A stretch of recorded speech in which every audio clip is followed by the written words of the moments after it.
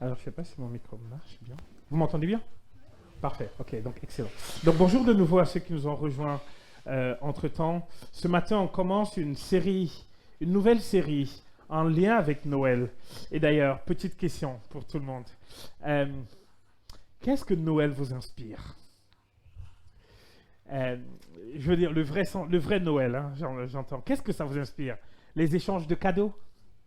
Le bon repas et fastueux repas du réveillon, peut-être? Euh, les visites sur les marchés et les villes qui sont éclairées, et peut-être même tout ceci en même temps. Hein? Et dans la Bible, d'autres personnes ont été inspirées. Des personnes ont été inspirées par autre chose. Euh, Ils ont été inspirés par des cantiques, des hymnes, des chants. C'est-à-dire que l'histoire de Noël a mis dans leur bouche des cantiques à la gloire de Dieu. Et pendant pendant 4 dimanches, donc aujourd'hui et les dimanches qui suivent, ce qu'on va faire, c'est qu'on va regarder ces chants-là pour voir ce qu'on en apprend. Ok? 4 cantiques. Des cantiques, et en fait, je pense que c'est des cantiques à chanter même à la maison. C'est des cantiques à retenir. Aussi bien qu'on retient les paroles d'une musique qu'on apprécie, ce ne serait pas une mauvaise idée de retenir par cœur ces cantiques-ci. Ok. Et si vous avez vos Bibles, ce matin, on va commencer avec Luc chapitre 1, des versets 46 à 56. Si vous voulez bien ouvrir, s'il vous plaît. Luc chapitre 1, des versets 46 à 56.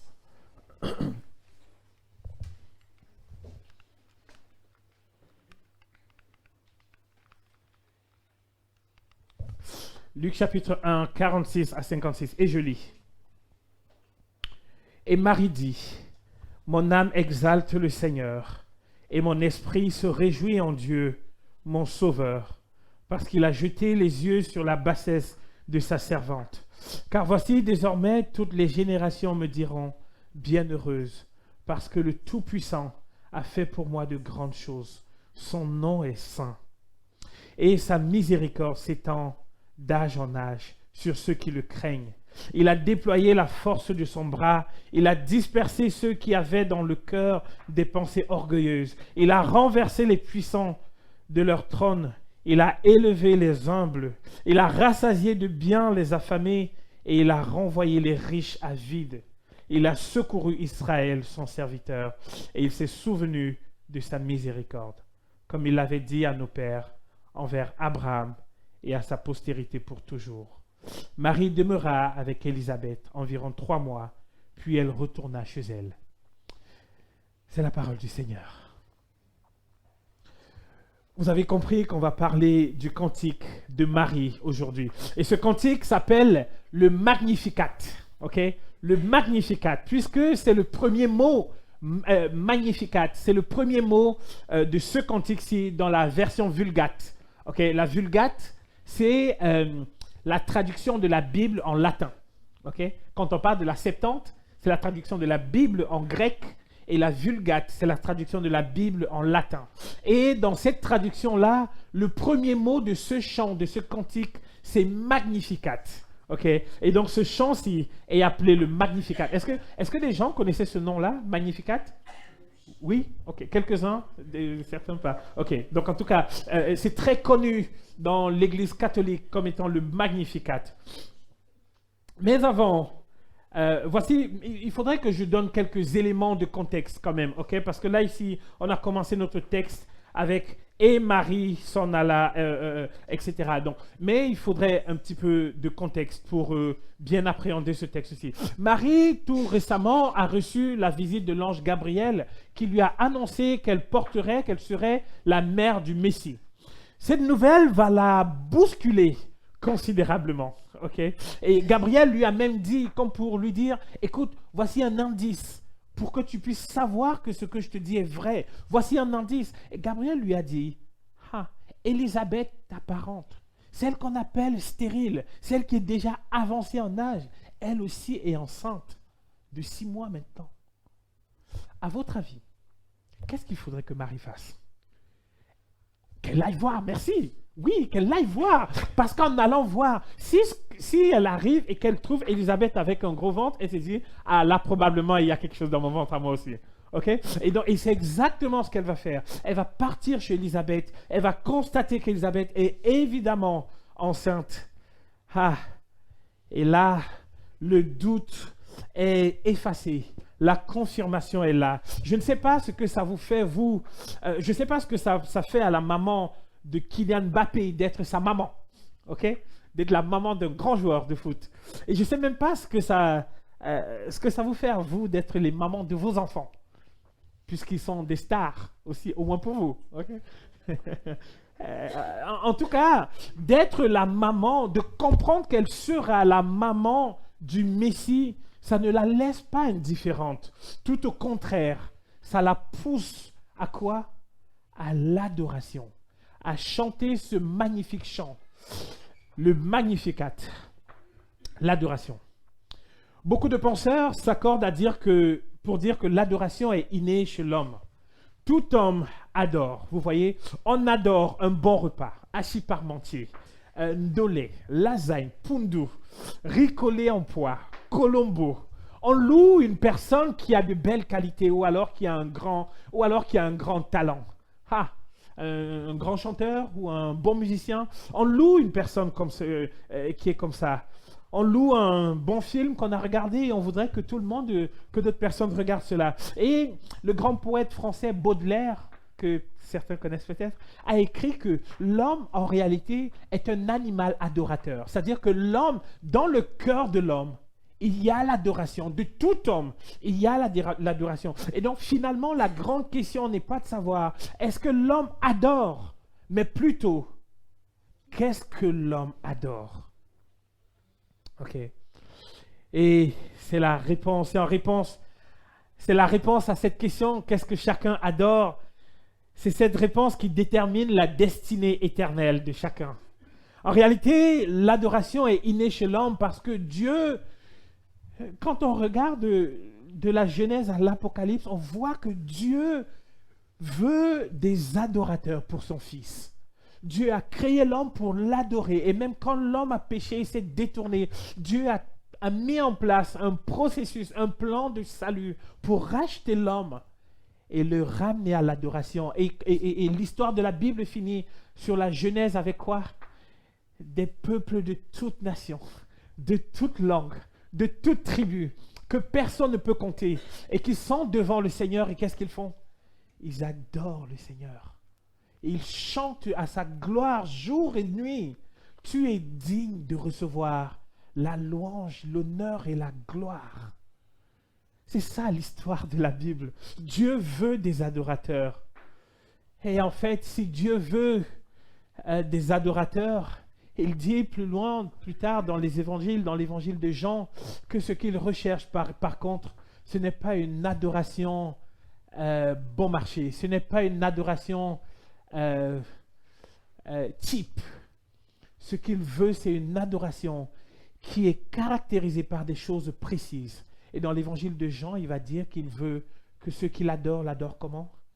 En esprit et en vérité. C'est-à-dire qu'il y a quelque chose de profond qui doit sortir du cœur et qui doit être dans la stature de la personne qui adore.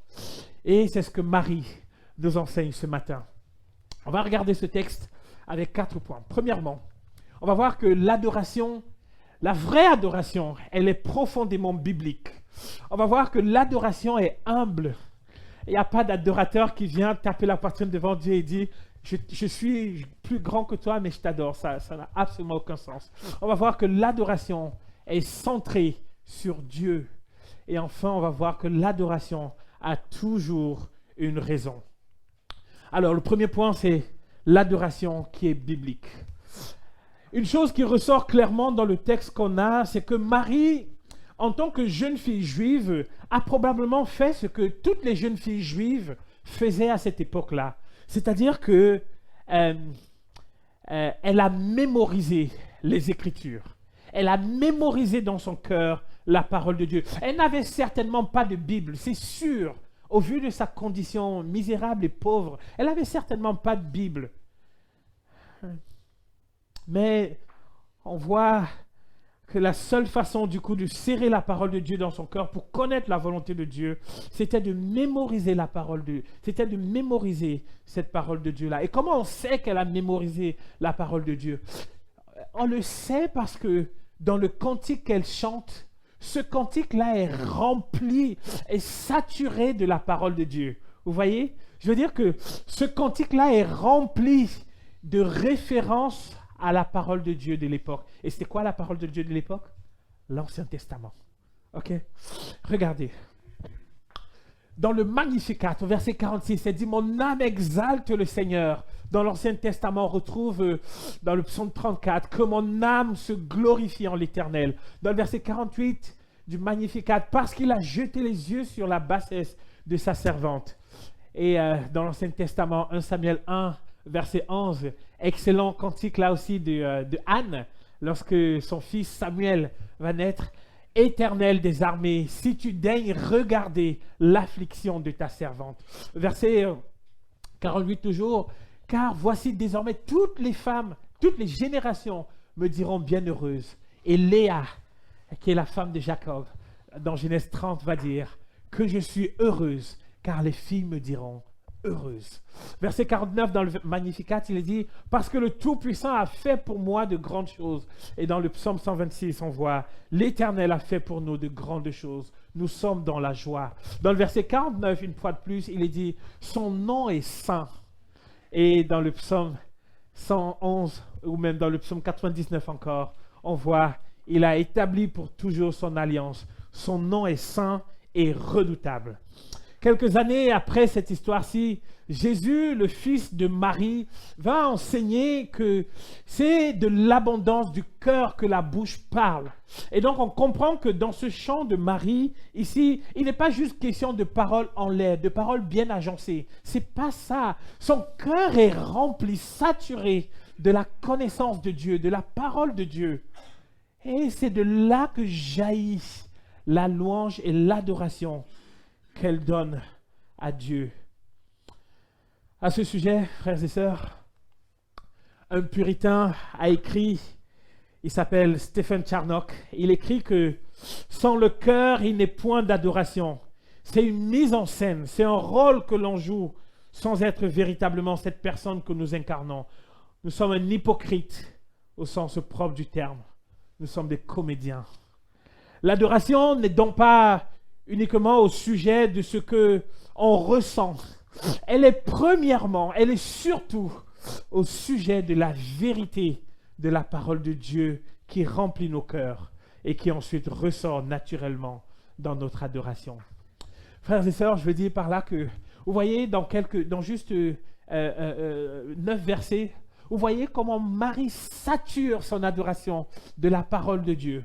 En réalité, il est impossible, ça n'a absolument aucun sens qu'on puisse se dire, eh bien, écoute, en fait, voilà, je ne lis pas ma Bible, mais je prie, je chante, je vais à l'église, je fais ceci, je fais cela. Ça n'a absolument aucun sens, parce que c'est dans la parole de Dieu qu'on trouve la vérité au sujet de Dieu. Et lorsqu'on connaît la vérité au sujet de Dieu, je peux vous dire que si vous vous engagez dans ce sens-là, à prendre du temps à méditer la parole de Dieu, à mémoriser la parole de Dieu, à la comprendre, frères et sœurs, vous allez voir que votre prière va changer.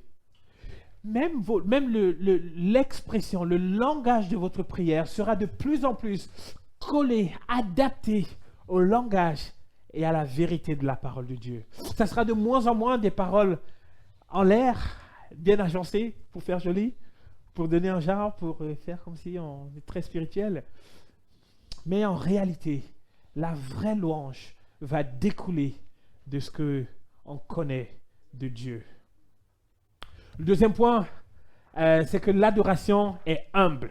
On voit ça dans les versets 46 à 48. Marie commence son cantique en disant Pardon. Mon âme exalte le Seigneur et mon esprit se réjouit en Dieu, mon Sauveur, parce qu'il a jeté les yeux sur la bassesse de sa servante. Elle ne se contente pas de louer Dieu du bout des lèvres, Mais elle dit elle-même que son adoration vient du plus profond d'elle-même. Mon âme magnifie le Seigneur. En réalité, l'idée de magnifier, quand on dit qu'on magnifie quelqu'un, c'est que on grandit la personne, ok? On construit la personne. Donc, Marie n'est pas en train de dire que, Marie n'est pas en train de dire que quand elle chante, Dieu devient un peu plus grand. Ça n'a absolument, ou alors il est un peu plus élevé qu'il ne l'est déjà. Absolument pas. En disant mon âme magnifie le Seigneur, elle est en train de dire que son cœur, son âme, ce qu'elle est profondément remplie, même émotionnellement. Elle est pleine de la vérité de Dieu. Et rendez-vous compte de ce qu'elle vient de vivre. Elle est bousculée par ce que l'ange Gabriel vient de lui annoncer. Elle est bousculée par la réalité, la confirmation qu'elle vient d'avoir en voyant Élisabeth. Et tout son être entier exalte et bénit le Seigneur, magnifie le Seigneur. Ensuite, elle va dire, mon esprit se réjouit en Dieu, mon sauveur. Alors, quand elle dit mon âme et ensuite elle dit mon esprit, je pense pas qu'elle pense que dans le corps, il y a l'âme et l'esprit. Enfin, voilà. C'est des synonymes. Et elle est en train de, c'est une façon de dire que tout mon intérieur est rempli de Dieu. Et au sujet de son attitude devant Dieu, de son attitude humble devant Dieu, il y a 2 points qui ressortent fortement chez Marie. Premièrement, elle a un besoin, dans son cantique, elle exprime un besoin de salut, de grâce et de miséricorde. Vous voyez, hein? Alors c'est un point de grande divergence ici entre la tradition protestante évangélique et la tradition catholique. Donc, dans la doctrine catholique, Marie n'est presque plus celle qui exalte. C'est elle qui, désormais, est exaltée. Vous voyez, elle est presque vue comme étant la reine du ciel, la mère de Dieu. Et pourtant, dans le Nouveau Testament ne confère à Marie nulle part le titre de mère de Dieu. Dieu est éternel. Il n'a jamais été conçu. Il n'est jamais né, mais il existe de toute éternité. Marie est la mère de Jésus. Elle est la mère de Jésus, homme, et pas de la nature divine de Jésus. Marie n'est pas la mère de Dieu. Elle n'est pas la reine du ciel non plus. En tant que mère de Jésus, nous avons de la considération pour elle. Elle a porté le Messie. Et d'ailleurs, ce matin, nous sommes à l'écoute, nous sommes à l'école de l'adoration de Marie. Pour autant, est-ce qu'elle est ce que la doctrine catholique enseigne? Absolument pas. En tout cas, les évangiles ne nous disent rien dans ce sens-là. Marie ne joue aucun rôle dans le salut des pécheurs. Marie n'intercède pas pour eux. Marie n'entend même pas les prières des hommes. Marie, après sa vie sur la terre, est morte simplement et a été enterrée. Et tout ceci, Marie elle-même le savait.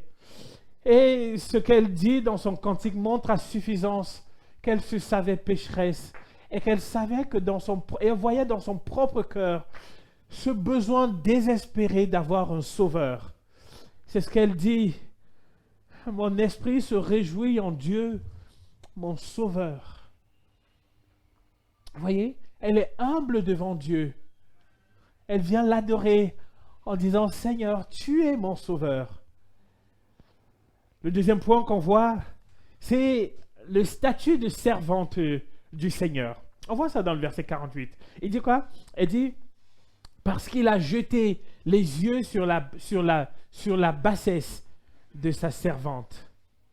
Marie se voit comme une modeste servante. Et j'ai été curieux pour aller regarder quel était le mot grec utilisé pour servante. Et j'étais très surpris. Le mot utilisé, c'est doulé. Et c'est le féminin de doulos. Doulos qui signifie esclave. Et donc Marie se considère comme étant quoi? L'esclave du Seigneur. Vous voyez dans quelle attitude elle vient adorer Dieu. Il n'y a aucune prétention. Elle n'a rien à faire valoir devant Dieu. Elle ne dit pas, je suis quand même quelqu'un, elle n'a absolument rien à faire valoir devant Dieu. Elle vient devant Dieu en tant que servante du Seigneur. Et elle exprime sa stupéfaction, que Dieu ait jeté les yeux sur sa bassesse. Et même en réalité, sur le plan social, elle était tout ce que la société pouvait mépriser. Elle était une jeune fille. Elle était une fille déjà, vous voyez, et aujourd'hui encore, qu'est-ce que les filles et les femmes ne peuvent pas subir encore en 2023, ok? Elle était jeune, et donc un petit peu méprisée, tu ne connais pas encore, tu dois tout apprendre. Elle était pauvre, et mieux encore, elle venait de Nazareth, le village méprisé. Vous savez ce que Merci. Ce qu'il a demandé, il a dit, est-ce qu'il peut sortir de bon de Nazareth? Elle vient d'un village méprisé par les Juifs. Elle est donc loin de l'élite sociale de son pays. Vous savez, à cette époque-là, et aujourd'hui encore, vous savez qu'aujourd'hui, et depuis... alors, les Juifs, les filles juives, vivent dans l'espérance de porter le Messie, encore aujourd'hui. Et donc, c'est une espérance qui était déjà là, à cette époque-là. Vous savez, certainement, on devait entendre des histoires comme des filles en train de s'imaginer, « Oh, et si c'était toi qui portais le Messie. Ah, t'imagines, c'est moi ?» Vous voyez, il devait y avoir ce genre de discussion-là. Et j'imagine que dans les milieux juifs aujourd'hui, les filles juives doivent discuter un petit peu comme cela encore. Mais certainement, ce genre de discussion devait se tenir où? Dans les palaces, chez les nobles, parmi les filles de dignitaires, et pas chez les filles de basse classe. Elle se savait suffisamment indigne et elle se disait, si dehors, les gens ont du mal à nous regarder, est-ce que Dieu pourrait poser son regard sur nous? Et donc, elle n'osait même pas rêver de cela. Chers amis, je pense sincèrement que Disney doit des droits d'auteur à Dieu et au moins à son Église. Parce que l'histoire de Cendrillon est peut-être juste un copier-coller de ce qu'on voit dans ce texte-ci. Marie, dans sa bassesse, qui n'espère rien, qui n'attend rien, qui n'a aucune prétention, les yeux du Seigneur sont posés sur elle. Marie connaît sa grande faiblesse et elle reconnaît la grande grandeur de Dieu. Je ne peux pas croire cela. Mon âme veut t'exalter à l'infini. Mon esprit se réjouit parce que tu m'as regardé dans mon état inférieur. Tu m'as regardé, tu m'as remarqué. Me voici désormais, toutes les générations de l'histoire humaine me diront bienheureuse parce que j'ai été bénie, suprêmement bénie, plus bénie que toutes les femmes qui ont existé et qui vont exister. Voilà la position d'humilité à partir de laquelle Marie produit son cantique d'adoration. Frères et sœurs, c'est la seule position qu'on peut avoir devant Dieu. Pour le salut et dans le salut. C'est la seule position qu'on peut avoir devant Dieu. Reconnaître notre bassesse. Il n'y en a aucun qui aura la grâce de Dieu s'il ne se positionne pas comme Marie, se reconnaissant faible et misérable, sans valeur. Le véritable culte intérieur est marqué par l'humilité. Les deux principales entraves à l'adoration d'un homme, c'est premièrement l'ignorance, comme on l'a dit tout à l'heure. Une personne qui ne connaît pas la parole de Dieu ne pourra jamais louer Dieu comme Dieu veut. Ça sera toujours une louange superficielle et faible. Et le deuxième point d'entrave à la louange et à l'adoration, c'est l'orgueil.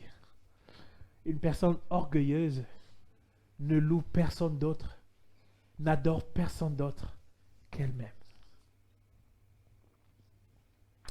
Le troisième point que nous voyons, c'est que l'adoration est toujours centrée sur Dieu. On voit ça dans les versets 49 à 53.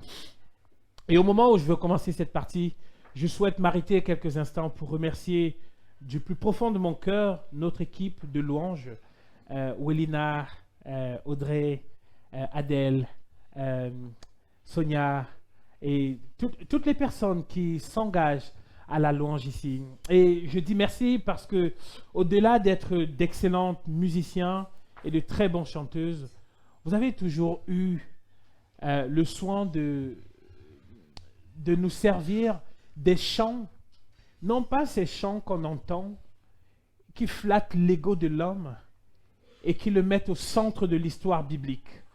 Mais vous avez toujours eu le soin de nous proposer des chants qui mettent Dieu au cœur. Des chants qui exaltent la grandeur, la gloire, la majesté de notre Seigneur. Et c'est ce qu'on voit dans ce cantique aussi. Marie, dans son adoration, nous rappelle que toute louange, toute prière, toute adoration qui n'a pas Dieu au cœur, qui n'a pas Dieu comme sujet principal, n'est que c'est un genre qu'on se donne. C'est type devant Dieu. Ça ne sert de rien. Ça flatte peut-être l'orgueil de l'homme. Alors, il y a des chants comme ça, des chants qui se disent chrétiens et qui vont dans ce sens-là et que je n'aime pas du tout. Et je ne vais pas prendre le risque de les dire ici parce que je veux pas de problème, moi. Mais vous connaissez certainement ces chants-là, ces chants qui donnent tout pouvoir à l'homme, qui chantent à la gloire de l'homme et qui se disent être des chants chrétiens. Dans les versets 49 à 53, Marie va mettre en avant la nature de Dieu d'un côté et les accomplissements de Dieu de l'autre côté. Et dans la nature de Dieu, il y a 3 attributs particulièrement qui sont célébrés. Premièrement, elle dit que Dieu est tout puissant. Vous avez vu, hein? Elle dit que celui qui a posé le regard sur elle, celui qui l'a regardé, celui qui lui a parlé, celui qui s'est intéressé à elle. Frères et sœurs, je pense que nous aussi, on pourrait avoir ce même sentiment. Parce que c'est la même personne qui a posé les regards sur nous. Elle dit que cette personne-là, c'est le Tout-Puissant. C'est une chose, frères et sœurs, de marcher dans la rue et d'être reconnu par le maire et d'avoir son salut. On se dit, ah tiens, il me connaît. Il m'a adressé le bonjour. C'en est une autre d'être reconnu par Dieu, par celui qui est tout-puissant, par celui qui est capable de créer l'univers par le son de sa voix, par celui qui est capable d'appeler et de fixer les étoiles par le simple ordre commandement de sa parole. C'est une chose exceptionnelle que d'être connu et appelé par lui. Ensuite, la seconde chose qu'elle met en avant dans son chant, c'est que Dieu est saint. Souvent dans la vie, on se méfie beaucoup des personnes qui ont beaucoup de pouvoir. Généralement, on évite même de donner trop de pouvoir à une seule personne. Vous savez, on a l'exécutif, le législatif et le judiciaire. Voilà, il faut un équilibre de pouvoir, d'accord? Et il y a la presse aussi qui doit être là pour assurer un contre-pouvoir. Parce qu'on évite de donner trop de pouvoir à quelqu'un. Pourquoi? Vous savez pourquoi? Alors, un homme politique et historien, John Emmerich Edward, il a écrit que le pouvoir tend à corrompre et le pouvoir absolu corrompt absolument. C'est-à-dire que lorsque vous avez du pouvoir, vous allez être corrompu. Pire encore, si vous avez le pouvoir absolu, alors c'est sûr que votre cœur va être corrompu. Vous voyez? Et donc, ici, imaginez, là ici on a... Alors, imaginez d'ailleurs dans notre pays en ce moment, vous entendez toutes les accusations d'abus sexuels, d'autoritarisme, de racisme, de détournement de fonds qu'il y a en ce moment contre les politiques de notre pays, contre les personnes élevées dans notre pays. Vous entendez ça? Ça grogne en ce moment. Hier, je voyais que c'était l'acteur là, comment il s'appelle? Gérard Depardieu. Lui aussi mis en examen. Un petit peu avant, semaine dernière, c'était un sénateur qui a apparemment, alors je ne sais pas, je ne connais pas l'issue du verdict, mais apparemment qui aurait drogué une députée pour la violer. Terrible, scandaleux. Ils ont un peu de pouvoir. Vous voyez comment le cœur est corrompu. Imaginez alors qu'ils aient tout le pouvoir absolu. Imaginez ce que ça donnerait. Et donc on pourrait se dire, si Dieu est tout puissant, peut-être qu'il faut se méfier. Pourtant non. Pourtant non. Dieu n'est pas décrit comme un roi tyrannique et méchant. Mais Marie dit que ce qui va avec la toute-puissance de Dieu, c'est sa sainteté. Il est mis à part. Il n'est pas souillé. Tout en lui est juste et vrai. L'autre point, c'est que Dieu est miséricordieux. La miséricorde de Dieu que Marie célèbre est en lien avec le pardon qu'il nous accorde. Simplement, cette miséricorde-là n'est pas envisageable pour tout le monde.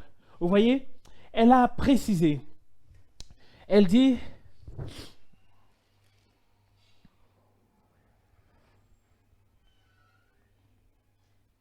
mince,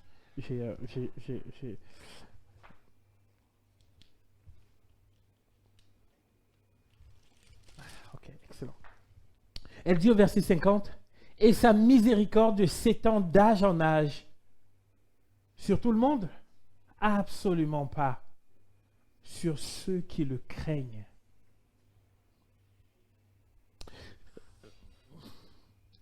La miséricorde de Dieu est pour ceux qui le craignent. C'est-à-dire pour ceux qui lui font révérence, pour ceux qui l'adorent. C'est ce que nous faisons ici dimanche après dimanche. Pourtant, la société est remplie de personnes qui ne respectent pas Dieu, qui ne craignent pas Dieu. Et malheureusement, des fois on trouve aussi dans l'Église des personnes qui ne respectent pas Dieu, qui ne craignent pas Dieu. Et pour ces personnes-là, il n'y aura aucune miséricorde. Quand on craint Dieu, on se place devant lui avec quoi? Humblement. Vous voyez comment tout s'enchaîne dans ce que Marie dit?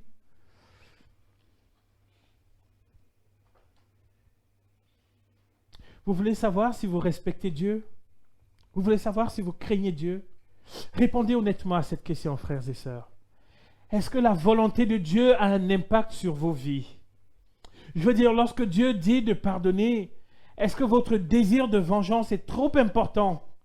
Ou alors vous vous dites, « Ok Seigneur, je veux pardonner, aide-moi à pardonner. » Je veux dire, lorsque Dieu dit de ne pas voler, est-ce que votre désir de posséder est trop important?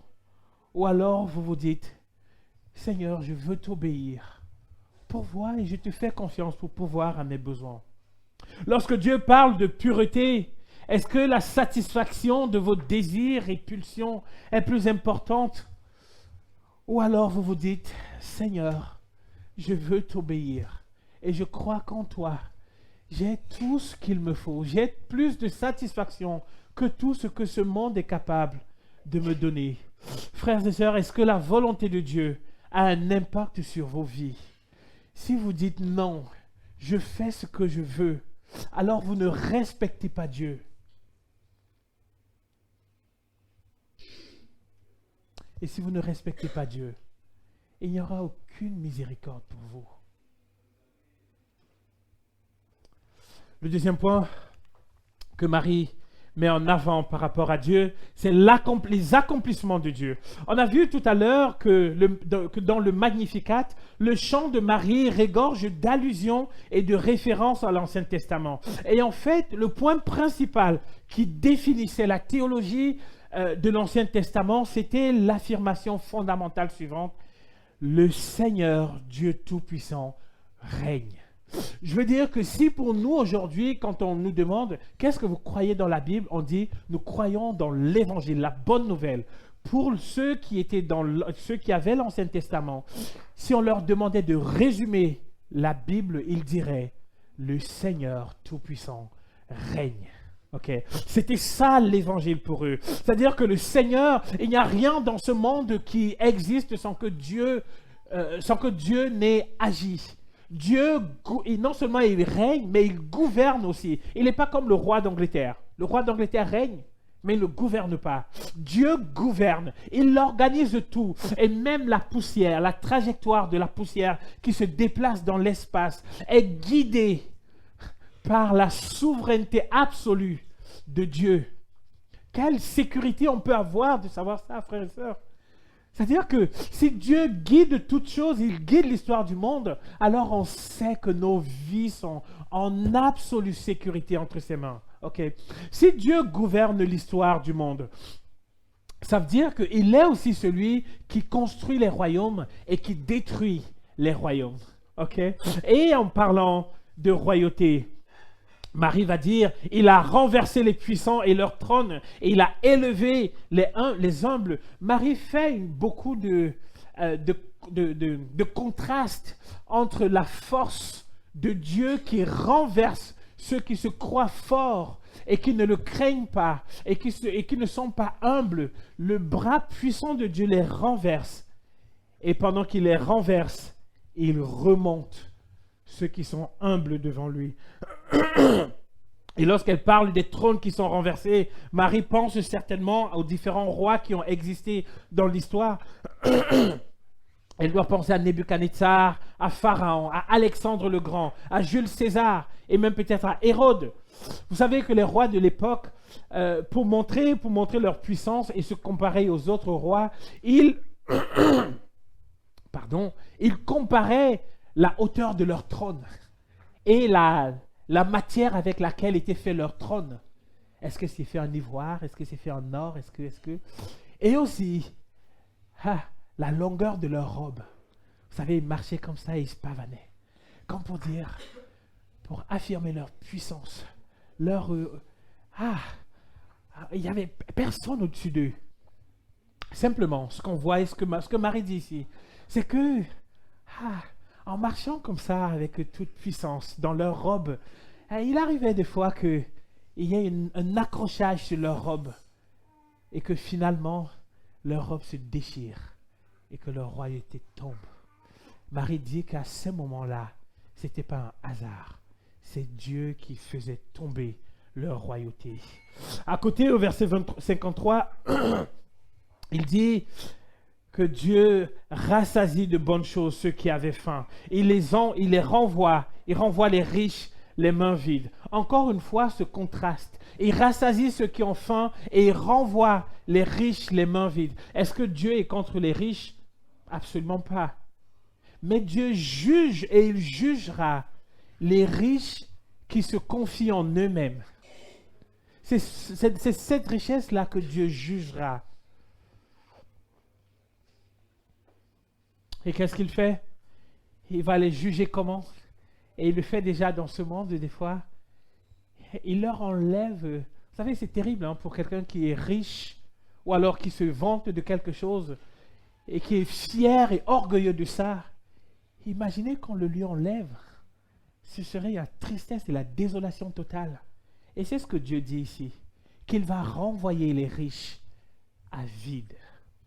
Et donc toute personne qui va venir se présenter devant Dieu, qui se présente devant Dieu et qui essaie d'adorer Dieu, qui dit des prières ou des chants alors que son cœur est plongé dans le péché et refuse de se repentir, Dieu dit, je vais te renvoyer à vide, exactement comme tu es venu.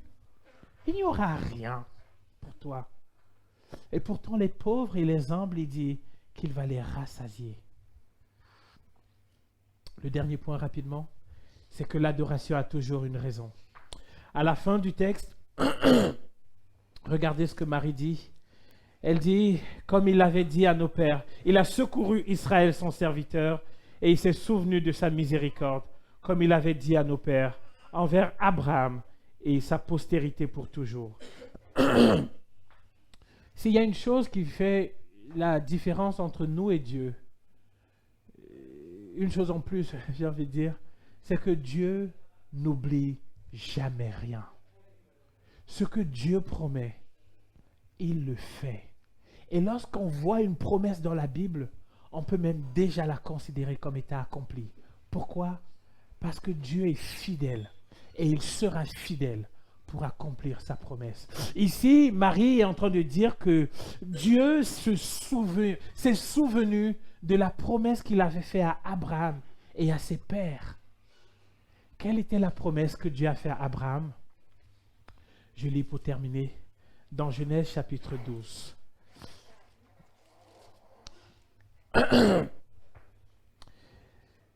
L'Éternel dit à Abraham, va de ton pays, de ta patrie et de la maison de ton père, dans le pays que je te montrerai. Je ferai de toi une grande nation et je te bénirai. Je rendrai ton nom grand et tu seras une source de bénédiction. Je bénirai ceux qui te béniront et je maudirai ceux qui te maudiront. Et toutes les familles de la terre seront bénies en toi. Voilà la promesse que Dieu fait à Abraham. Plus tard, à David, dans 2 Samuel 7 au verset 13, Dieu dira à David qu'il l'installera sur le trône de David un roi dont la royauté ne finit